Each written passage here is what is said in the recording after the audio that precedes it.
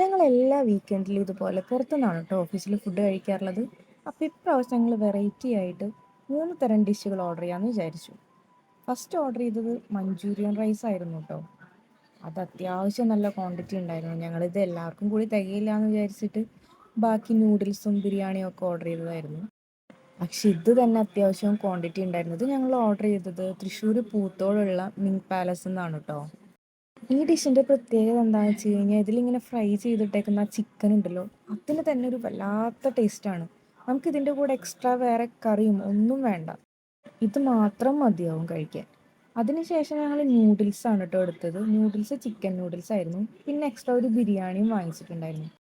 ബിരിയാണി ഞങ്ങൾ ഓർഡർ ചെയ്തത് പറവട്ടാനിയിലുള്ള അൽഫാമി റെസ്റ്റോറൻറ്റിൽ നിന്നാണ്. അത്യാവശ്യം നല്ല ക്വാണ്ടിറ്റി ഉണ്ട് കേട്ടോ. ഈ ഒരു ബിരിയാണിക്ക് വെറും 120 ആയിട്ടുള്ളൂ.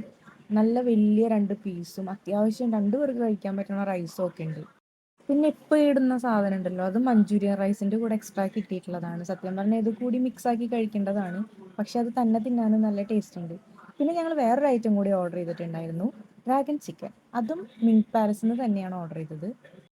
അതിന് 220 സംതിങ് ആണ് പ്രൈസ് വന്നത്. അതും അത്യാവശ്യം നല്ല ക്വാണ്ടിറ്റി തന്നെ ഉണ്ടായിരുന്നു.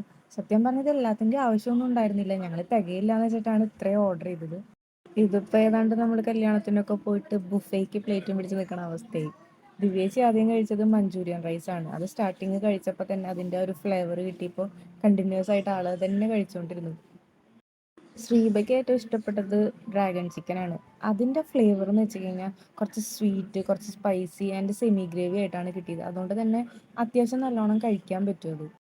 എല്ലാം കഴിച്ച് കഴിഞ്ഞ് ലാസ്റ്റ് പ്ലേറ്റ് ഇങ്ങനെ, നിങ്ങൾ വിചാരിക്കും ഞങ്ങൾ ഇതെല്ലാം കഴിച്ചു എന്ന്. പക്ഷെ എല്ലാതൊന്നും ഞങ്ങൾ കഴിച്ചിട്ടില്ല. അതിൻ്റെ ബാക്കി ആ കവറിൽ തന്നെയുണ്ട്. ആ പ്ലേറ്റിലിട്ടിട്ടുള്ള ആ പോർഷൻസ് മാത്രമേ കഴിച്ചിട്ടുള്ളൂ. നൂഡിൽസ് ഇതാ ഞങ്ങൾ കഴിച്ചതിന് ശേഷം ബാക്കി എന്താണ് ഇത്രയും. ബിരിയാണിയുടെ പാത്രമാണെങ്കിൽ പിന്നെ പറയണ്ട, ഒരു പോർഷൻ മാത്രമേ എടുത്തിട്ടുള്ളൂ. ബാക്കിയൊക്കെ കണ്ടോ, ആ പാത്രത്തിൽ തന്നെ അങ്ങനെ തന്നെ ഇരിക്കുന്നുണ്ട്. അപ്പോൾ ഇന്നത്തെ ഫുഡിൻ്റെ അവസ്ഥ ഇങ്ങനെയായി ഗൈസ്. നെക്സ്റ്റ് വീഡിയോയിൽ കാണുന്നവരെ ടാറ്റാ.